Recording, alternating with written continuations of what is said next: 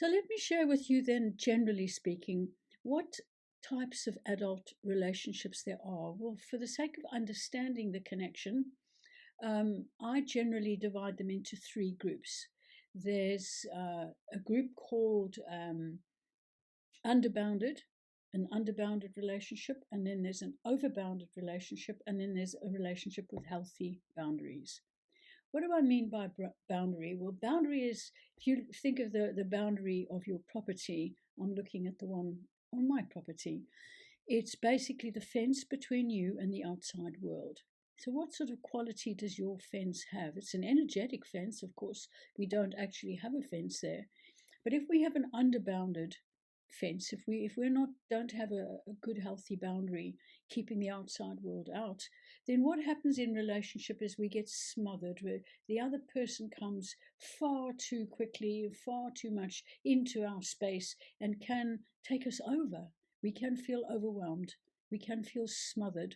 Those are the sort of words that go with that.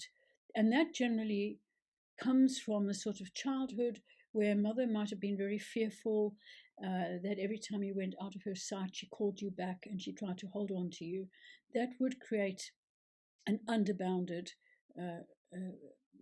future for yourself.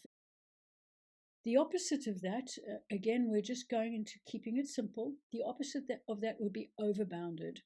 This means that I wasn't able to get my needs met from mum because she was shut off or had depression or something, or maybe was an alcoholic and she just could not meet my needs. What happened then was I built up a wall to keep myself defended. And I go through then life overbounded. My wall is like not just the ordinary garden fence that people can come over when they're welcome, but it becomes a great big brick wall 20 feet high that nobody comes in. So that's how I keep myself protected, because I was once very hurt. And so those are the two extreme ends of the spectrum. You may let everybody in or you may let nobody in. And of course, we have everything in between. It's not that simplistic. So, what are healthy boundaries? What would it mean if I had healthy boundaries? Because healthy boundaries lead to a healthy relationship. A healthy boundary means that I'm very clear about what my fence looks like, and I allow certain people in according to my own choice, and I stop others from coming in. I have the ability to say, no, don't come any further. I have the ability to say, please, will you leave? So it's very much a different scenario.